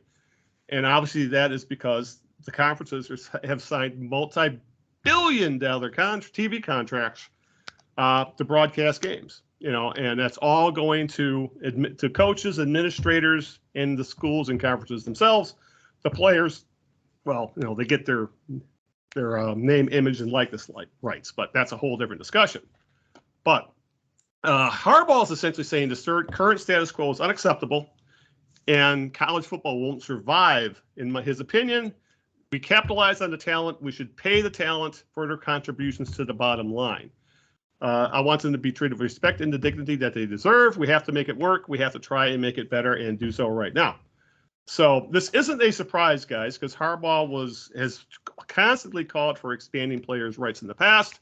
He pushed for NIL, and he also was forefront on the making it far easier and far less punitive for players to actually transfer, now, which has led us to the transfer portal. But, back in the day, if you transferred, you lost a year eligibility. Now, you get that freebie. If things are working out for you, you can transfer and play the next year, which is common sense, but the NCAA is not known for common sense.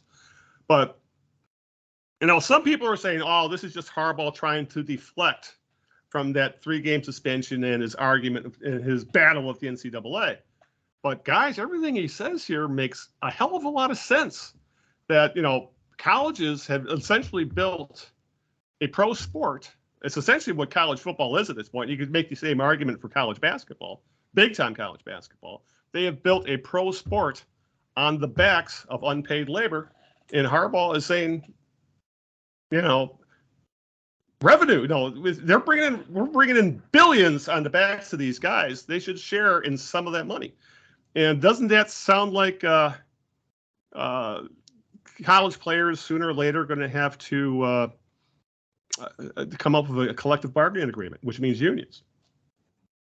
Well, here's I'm also on the side of, of paying players, but it's not that simple. That's the problem. I mean, it's just not that simple. I mean, it's a simple premise that says, well, these are the kids that are, producing the revenue. And I've always said that until you can show me the day where 100,000 fans pack Michigan Stadium to watch chemistry students, then I'll buy that. Okay. Mm-hmm. But the thing is that's what I was told, and that's why I got a degree in chemistry.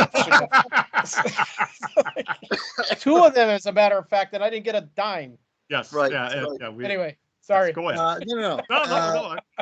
Yeah. You're a Michigan man here, Nick, so I'm sure you have some opinions of this anyway, but go ahead, Greg. But that's fine to say pay them, but then okay, great. How? And how much? How?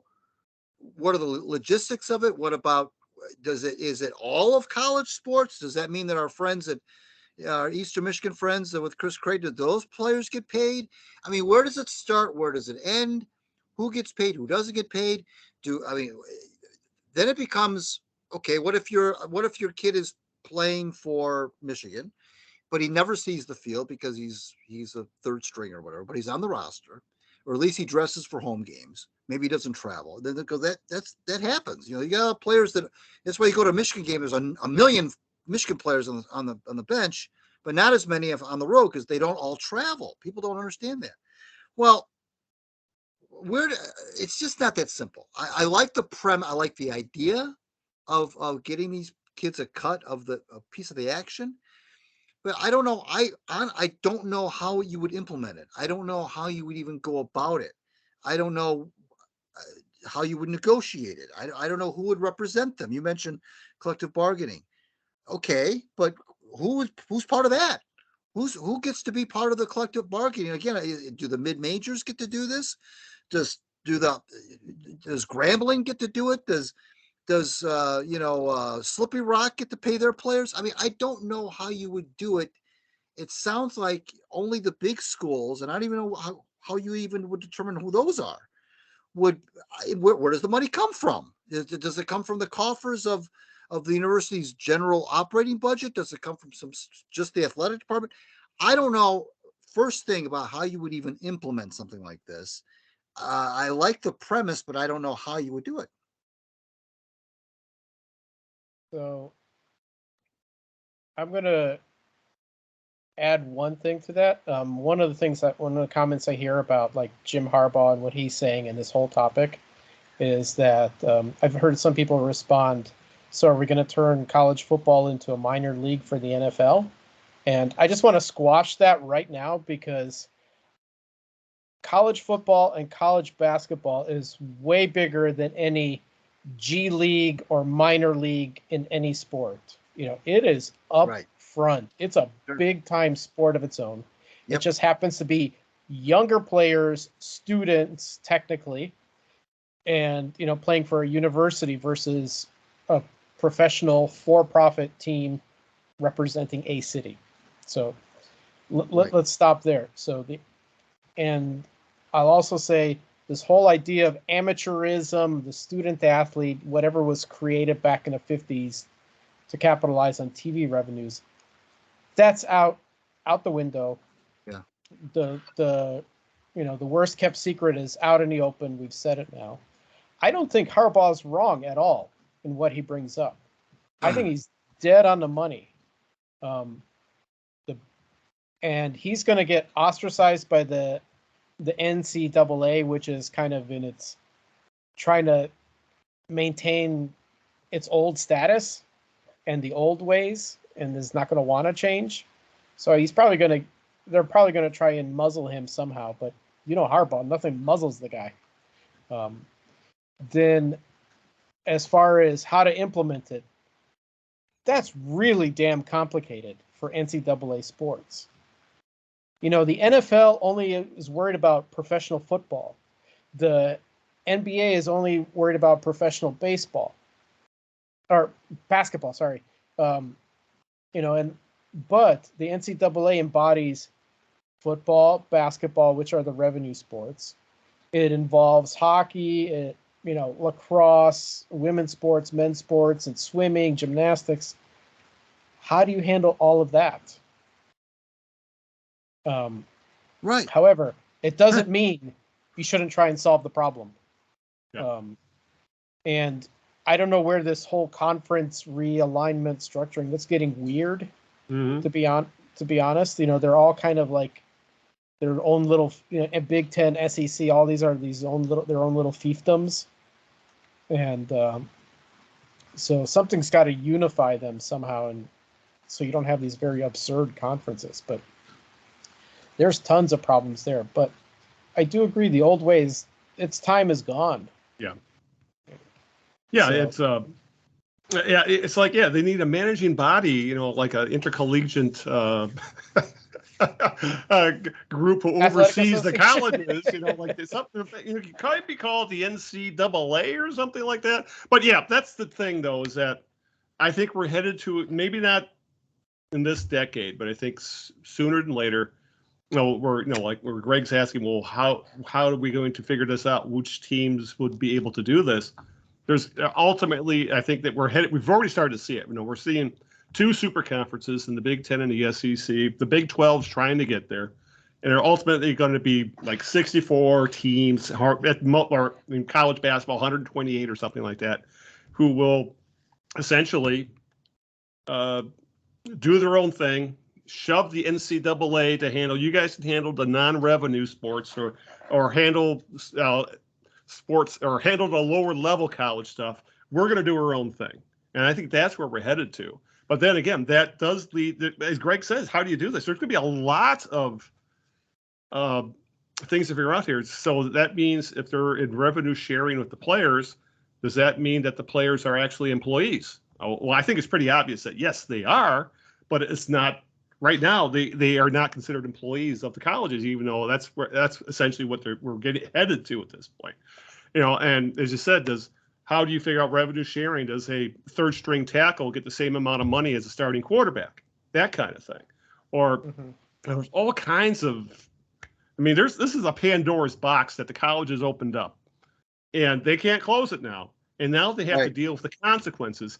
And this is going to be the consequence, because these college players are no dummies. They see the money coming in. They see Jim Harbaugh making $9 million a year. They see administrators making millions of dollars a year. They see these palaces the colleges are building for football and basketball for them to train in, and for workouts and for meals and everything. They're literal palaces. They're trying to spend all this money that they're raking it in, because know what it is. If you have a budget, and if you don't spend all that budget, your budget's going to get lowered. So these athletic departments are spending as quickly as the money comes in and throwing it at these massive football palaces and basketball palaces. The players see this stuff. They know there's money to be made here. So something's it's going to come to a head. May not be in this decade, probably the next decade. Or we're going to see somebody finally take a stand, like we almost saw at Northwestern a few years ago, where they almost formed a union on the football team, which I think ended up going through the NLRB. It got really messy, but they ended up not getting the union. And remember, there was also, I believe, when Michigan was in the finals, they talked about the NCAA basketball tournament finals in the title game. I think it was the Louisville. And they talked about boycotting or maybe striking or doing something to that effect, to bring attention to the fact that the NCAA tournament was making billions and billions of dollars. And at that point, the players were seeing none of it. This is this is before NIL. So Greg makes a great point. How you implement it, I don't know. But there are people smarter than us who would be able to figure this stuff out. It's just going to get really, really, really ugly before it gets better. I think the most likely, if this ever came to pass, maybe the most likely scenario would be that college, and not every one of them, of course, but athletic departments would, there would be simply a percentage of gate profits and contract, television contract profits that would be much like how scholarships are determined. Those players maybe who are on scholarships would be the ones who might be getting the money. Because you have to have a start, you have to have a cutoff somewhere. And the scholarship players, I'm not sure. I know you get X amount of scholarships per year, of course. I don't know. To me, that would probably be the most likely scenario if anything happened with this at all, is that scholarship players would be the ones that would see the money, some sort of a percentage, or maybe you might even see, I hate to say this, but you might even see signing bonuses down the line, or well, actually, we're kind of already seeing that with NIL, where high school players are getting promised stuff. Yeah, you're right. There you go. Yeah. What about retention bonuses? Because players will also start jumping from one team to another because their NIL money could be better. Yeah, the transfer portals and so forth. Yeah, the whole thing is very messy. That's why I don't think that as much as I'd like to see something like that come to pass, I just don't know that it's doable, because everything it's so convoluted. You don't, unless you just completely dumb it down and make it so ridiculously simple. Maybe somebody comes in with a ridiculously simple proposal. It cuts through all of this other stuff we're talking about. But it's going to take a lot of, and Nick made a good point. I think he brought it up a little while ago about other sports. You know, basketball, for example, is another one. I mean, you know, obviously the other sports don't get the same kind of, you know, gate attendance and the same kind of money as football and basketball do, clearly. But, you know, it's a great idea. But like you said, Al, I think you mentioned genie out of the bottle. And part of stuffing the genie back in the bottle would be this. Paying the players is part of stuffing the genie back in the bottle. Yeah. And I just don't know if that's possible. Yeah. Yeah. I mean, we're in an era now where Blake Corum, who everybody thought was going, the Michigan star running back, who was a Heisman favorite till he hurt his knee right before the Ohio State game. Everybody thought he was going pro.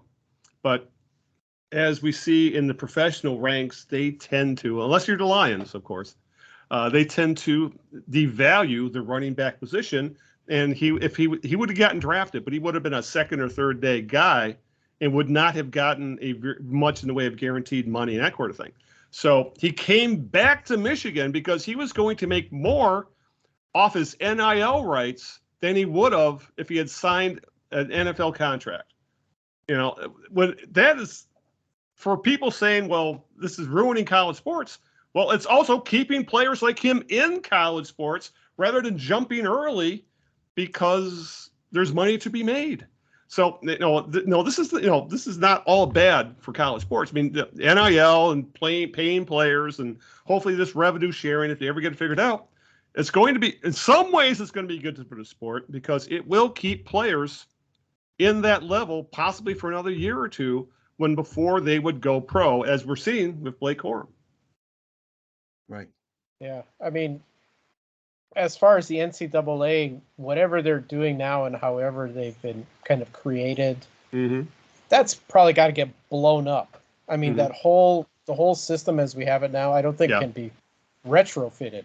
Right. I mean, that's why we have these questions even now. It's like, how do you work this all out? You blow it up. You have to blow it up. I mean, if you think about it, most of college athletics is sustained by a school's either football and or basketball programs. Right. There are no real other money sports. Right. Like those two. And so all of those other athletes rely on the revenue from just those two sports. Yeah. But how do you make it equitable? We didn't even talk about how do you wrap in this thing that these guys are all technically, if not in reality, students of the university too. So, are they still, or are they just merely members of the basketball team or the football team? Yeah, they're employees who have to be taking some classes or something like that. Yeah. Right. It's like, oh, you have the opportunity to take some classes if you'd like to, but you don't no longer have to take psych or English or anything like that. Never mind the SAT and ACT. Yeah, that's a good point because like a school like Michigan, who is, that's one of the things that I know fans rail about, and I know the basketball team specifically is that they have trouble getting transfers in because of Michigan's strict academic standards. So, what happens here when as you make a great point with that is that, okay, if you're changing up this whole system, why and these guys are being recruited to play basketball, not go to school. Why should we be so worked up about, they don't have a 3.5 GPA or something like that? When, like I said, what Cardale Jones once said, I didn't come here to play no school. So, at Ohio State. And, as we tell by his use of grammar, that's very true. But, yeah, I mean, there are so many things when it comes to this. We started with revenue sharing, and now we're talking about, okay, how do you make it equitable? What about academic standards? Are academics even factored into this anymore? We're talking about a rabbit hole we're going down, and then it's when you start to think about it, we could go on and on about how.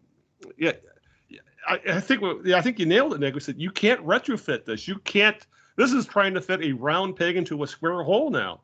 This is literally, like I said, won't happen this year, But sooner or later, it needs to be blown up. I think you nailed it there. That they need to tear it down to the foundation, rebuild college sports and whatever new vision they see in it that includes players making money and getting paid and essentially being employees, and then figure it out from there when it comes to the lower level sports in lower division schools.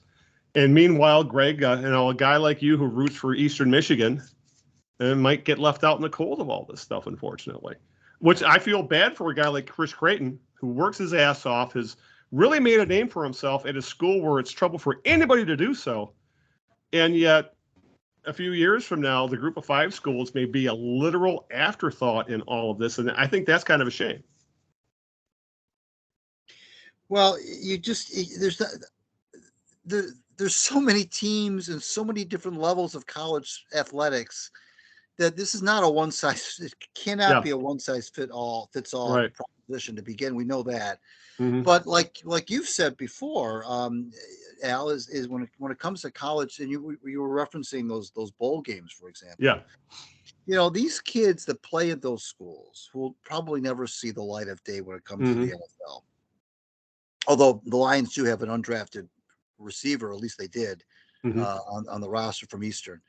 Most of these players, college football is their last hurrah. I mean, they'll never, once that last whistle is blown in their last game in college, that's it. I mean, they're not going to play football anywhere else. Okay. So I think they know that going in. I don't think they have these delusions of grandeur that they're not playing the game to get some sort of cut of any money. I mean, that's not what the whole thing is. So yeah, those kind of schools, you're right. They're not going to be able to take advantage of this, whatever this fictitious thing we're all talking about. Right. But yeah, I mean, a lot of this is, it's just going to be the schools that make the biggest amount of money will be able to do this. Yeah, it's and that's because I remember when we had Chris on, and he was Chris Creighton, head coach of Eastern, and he was so fired up talking about that bowl game victory, and so essentially what I think it's going to come down to, there's going to be 2 different tiers, essentially. There'll be the super conferences, and then there'll be, and I guess that's what it comes down to. Will these other schools, will the teams in the MAC, teams in the Sun Belt, teams in the Missouri Valley, or teams in the West Coast Conference, be it in football or basketball, will they decide, is it worth keeping sports, period? If we can't have that kind of spotlight anymore because it's being completely soaked up by the football and basketball factories, the SEC, the Big Ten, the Big 12. So, that's something that I think people, Greg and Nick, that I don't think it's sunk in yet that the way this is heading, we could start seeing schools just say, we don't want to be in this business. We're an academic institution. We're not we're not here to provide entertainment for TV networks via our sports teams. And I could very easily start seeing smaller schools just saying, we're just going to fulfill our academic. We're an academic institution. We're not a sports institution, and start just maybe saying we're not going to be sports anymore. We're just not going to do it because as you said, Greg, for most of these schools, football is a money loser, or at the very best, it's a break-even proposition. Well, it's got to be the most expensive of all the sports by far. I mean, when you consider the equipment, the facilities, the weight rooms, you name it. I mean, it is got to be the most, by far, the most expensive sport to subsidize of any of them, without question. And so, I mean, absolutely, for sure. Yeah. Well, and in other news, Parker Meadows had 2 more RBI tonight. So, even though the Tigers lost. So, all right. I think with that, we have no solution for this tonight. Maybe next week we'll be able to figure out how to fix college sports, but I don't think it's happening tonight. So I think with that. And unless Nick has another idea, I don't think we're going to be able to solve this. So I think it's time to start wrapping up the show. So I guess that means it's time for our jerk of the week. Since Nick is the new guy, he gets to go first. So who's your jerk of the week, Nick? Well, it was actually hard to think of one this time because it was a little bit quiet with sports and nobody was getting into ugly situations with girlfriends and all that other stuff to be able to have an easy pick.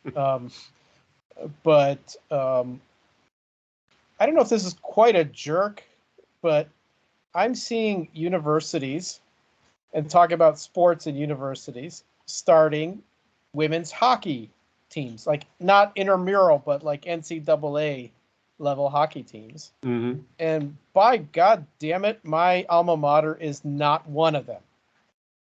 So the University of Michigan, who has a powerhouse and storied, hockey team, is not. So, and therefore, my only comment is, what the hell, Wolverines? And even Ohio State is starting one. See, they're ahead of us. So let's get off our asses and start really promoting women's hockey. So that's kind of my jerk of the week. Okay, so. The jerkish jerk of the week. All right. I don't know if it qualifies. But hey. Well, we're breaking the end, so you'll get this down. I'm but sure no, when I don't football blame you season there. starts, Exactly. More and but it also kind of ties into women's sports. How is this going to be affected with where big time college sports is headed? They could be left in the dust, literally, as you say. All right, Greg, who's your jerk of the week? Well, this is me an easy one because I don't know if you guys saw the video. I think it happened last night in Colorado, in Denver, where the two fans ran out onto the field and confronted outfielder Ronald Acuna of the Braves, who's one of the best players in the game right now, and got very aggressive with him and knocked him down, as a matter of fact. And of course, security got out there and took care of the matter. But apparently what they wanted, according to Acuna, was they just wanted a selfie with this guy. Now, obviously, I don't care how innocent your intentions are. That is completely out of line to jump on the field and run out there, and because goodness knows what could happen. There were folks were talking about the Monica Seles situation.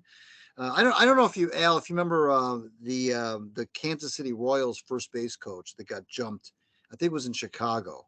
Oh God, yeah. 15, I remember 16, that. I don't know how many years ago it was. Right. By a couple of shirtless fans and a father and son duo, I think what that was. And that was ill intent. That was ill intent.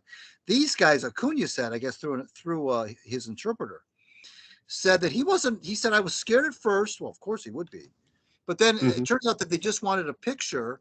And I read the Acuna's account, and he was like kind of chill about it. He was like the one person who was kind of like, well, they just wanted a picture, and it was almost like it was no big deal. And of course, they dragged these guys off the field. But my gosh, it just makes it. Now, I don't know if the jerk of the week is these guys or security. I mean, when you're running out of the stands, I'm guessing it came from the deep in the right field stands, jump down the field. It takes a little while to get to a player who's on the field. And I don't know why anyone didn't try to intercept these guys or I don't know. It was in between innings, obviously. And the game wasn't happening. But somehow these two guys made it all the way to Acuna, and that could have been a horrific situation. Because anybody is nuts enough to do something crazy, and this is like one of the best players in baseball. Not that it would matter if it would been the worst player in baseball. It's not acceptable. And of course, I thought about Mike Curtis, Al, that player who ran out on the field in Baltimore, on the football field, and Curtis made no apologies for that. He said, "Look, that's I'm taking care of this myself." But I just think that kind of behavior, I don't care what your intentions are. You can't go on the field like that. So my jerks of the week I don't even know what their names are. These guys that ran on the field in Colorado. Yeah, that's a very good call. I saw that last night in video. Like, what in the hell? I mean, yeah, it's getting weird out there, guys. I don't know, but that's a good call, Greg. Okay, my jerk of the week.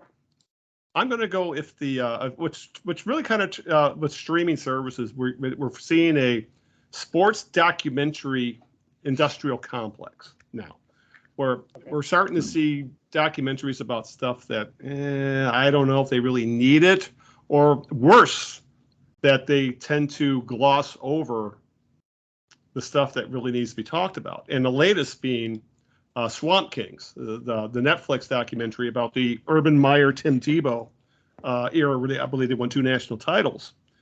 And apparently,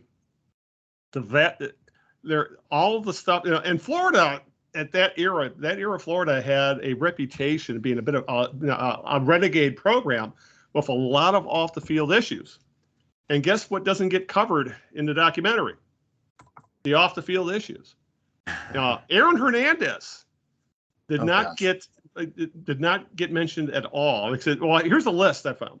Any mention of Aaron Hernandez, beside who was a murderer, right? Ended up dying in prison. Yep. Any mention of Aaron Hernandez besides Tim Tebow taking blame for their 2007 bar fight? There is nothing about the Pouncey twins. Cam Newton's stolen laptop. Percy Harvin attacking the wide receiver coach.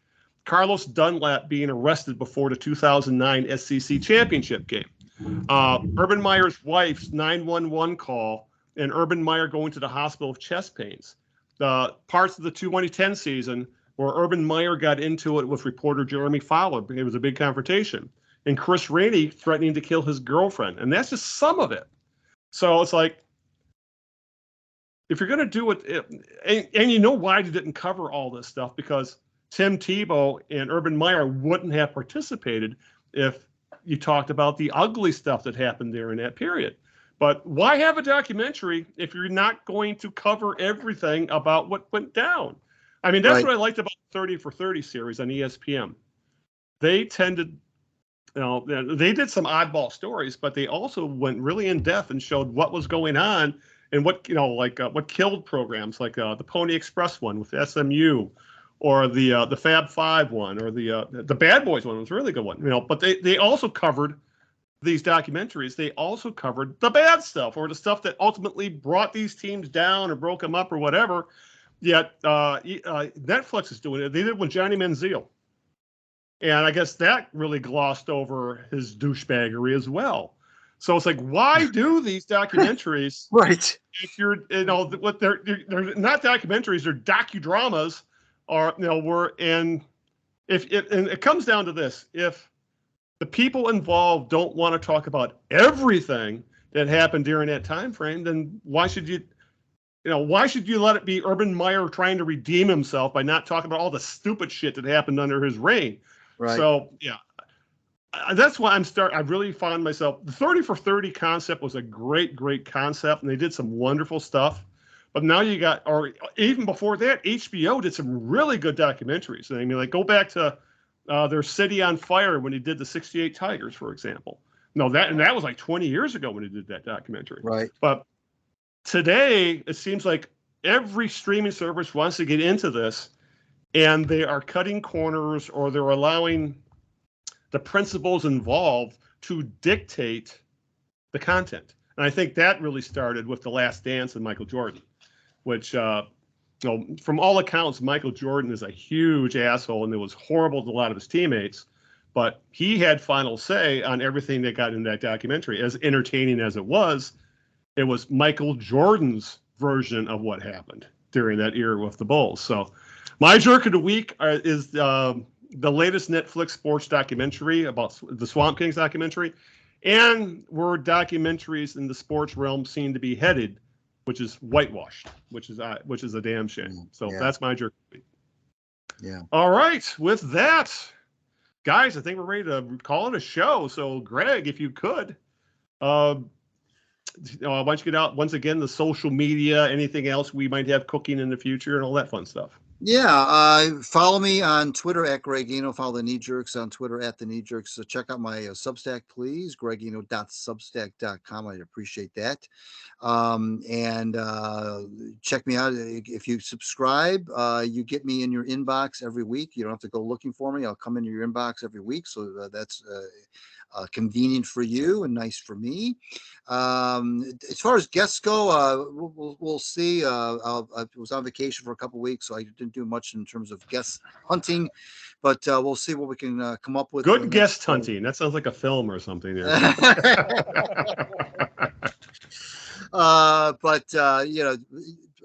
Do those things that I just said, and I want to, of course, I'll always thank my lovely wife Sharon for putting up for this nonsense every 2 weeks, and thank you, Al and Nick, for making Tuesday nights so gosh darn fun. All right, Nick, anything you'd like to add or anything you'd like to promote, like your social media once again? Yes, I'm on Twitter as @Nick Milanovich, and usually I'm talking about or ranting about lately Detroit sports and a few other topics. And I do endorse Greg's weekly articles. They have been fantastic to read. Yes.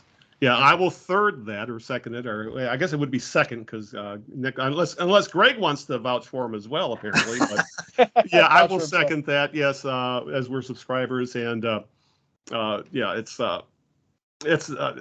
Substack is essentially the new blog. And if you want to be up to date on Greg's latest, please subscribe. There will be links in the show notes to sign up for that. So please do, because Greg puts out some good content.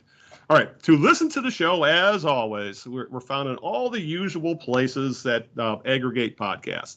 Apple Podcasts, Google Podcasts, YouTube, iHeartRadio, Spotify, Amazon Music, thekneejerks.net. That is our homepage. Like I said, that's where all the show notes will be. Any links to the social media, to Greg's Substack, that'll all be found there. And as always, please like, share, subscribe. And if you're not sure how to find us, you can just type in the Knee Jerks, Eno and Big Al, or soon it'll be the Knee Jerks, Eno, Nick, and Big Al. But we're easy to find. Please subscribe. If you have anything to say, just let us know what you think. Leave a comment, leave a like, and please subscribe to the show because I think we put out a relatively entertaining 2 hours of sports content. So with that, let's get the hell out of here. So we will be back in 2 weeks. Hopefully, I think now we're going to be back on our regular Tuesday night, Wednesday morning, late Tuesday night, early Wednesday morning upload schedule. Now that for the most part, looks like the traveling is over. I'm back home. Greg's back home. Nick's doing his own thing out in the West Coast because you know what those left coast people are like, but he's around. So we should be back on our regular every other Tuesday upload. So with that, let's get the hell out of here and let's get a cold drink, guys. So until this time 2 weeks from now, this is Al Beaton saying good evening, good luck, and aloha. Nick? Good night, everybody. And Greg. Ciao, Italy. We'll see you in 2 weeks.